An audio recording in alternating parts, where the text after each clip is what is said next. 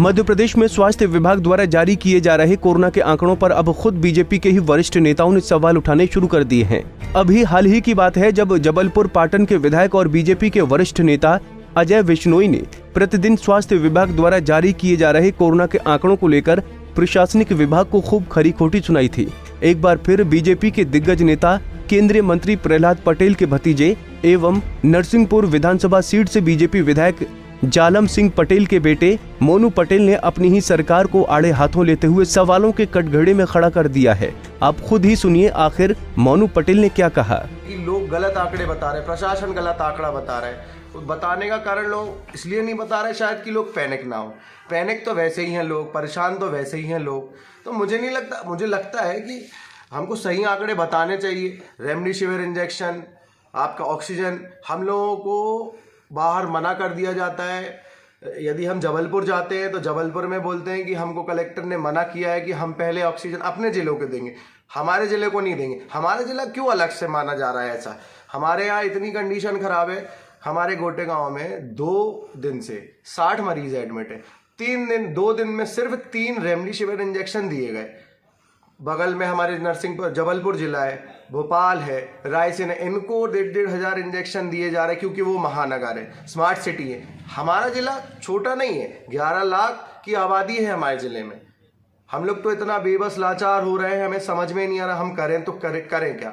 हमारे पापा जी जो विधायक नरसिंहपुर हैं, हमारे बड़े पापा केंद्रीय मंत्री हैं, हम लोग सब मेहनत कर रहे हैं सब, लेकिन हम क्या करें जब संसाधन नहीं मिल रहे लोगों के लिए, हम कुछ कर नहीं पा रहे। गलत आंकड़े बता रहे हैं इसलिए चूक हो रही। हम एक बहुत छोटे से गांव में रहते हैं जिसकी आबादी 55,000 होगी, और जो मरघट का रास्ता जाता है वो मेरे घर के सामने से होते हुए जाता है। ये मैंने अपनी आंखों से देख रहा हूँ और रोज ही देखता हूँ। कम से कम 10 मौतें तो होती है और मेरे घर के सामने से मिट्टी जाती है। 24,000 में जिला अस्पताल से इंजेक्शन खरीद के लाई है वो। तो ये कहाँ से आ रहे हैं इंजेक्शन आपके पास?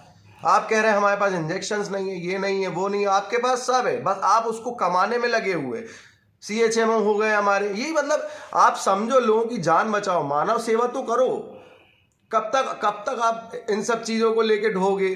कब तक आप लोगों की बद्दुआएं लोगे? कम से कम कुछ एक बार अपना अच्छा कुछ करके दिखाएं, कुछ अच्छा जिले के लिए। लेकिन एक बात मुझे समझ में अभी भी नहीं आती है कि जिला प्रशासन क्यों झूठ बोल रहा है। सारी चीज़ें हैं, सिर्फ ऑक्सीजन रेमडेसिविर की कमी है। कलेक्टर साहब से मेरी विनती है, मुख्यमंत्री सर से मेरी विनती है, PM से मैं ज़िले की तरफ ध्यान दें। यहाँ बहुत हाहाकार मचा हुआ है। रोज़ कम से कम हमारे ज़िले में रोज़ कम से कम 50 मौतें होती हैं। ये सिर्फ मैं गोटे गाँव का बताया था जहाँ 10 होती हैं, बाकी पूरे जिले में कम से कम 50 मौतें होती हैं, जिसमें कि ये लिखा नहीं जाता है कि ये कोविड मरीज है। क्यों नहीं लिखा जा रहा है कि कोविड मरीज है? क्योंकि आंकड़े आप गलत बता रहे हैं। तो सुना आपने कि आखिर किस तरह बीजेपी का भी कुनबा अब प्रदेश में हो रही ऑक्सीजन की कमी को लेकर अपनी ही सरकार का घेराव कर रहा है।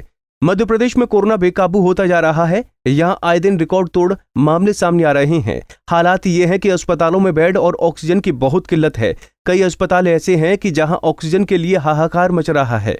आज पूरे प्रदेश में चारों तरफ चीख पुकार मची हुई है, लेकिन प्रशासन को झूठ बोलने से फुर्सत नहीं है। नरसिंहपुर से रोहित अरोड़ा की रिपोर्ट। हमसे जुड़े रहने के लिए हमारे YouTube चैनल को सब्सक्राइब करें और नई वीडियो की नोटिफिकेशन के लिए बेल आइकॉन को दबाएं। अगर आप ये वीडियो Facebook पर देख रहे हैं तो लाइक जरूर करें और ज्यादा से ज्यादा शेयर करें। धन्यवाद।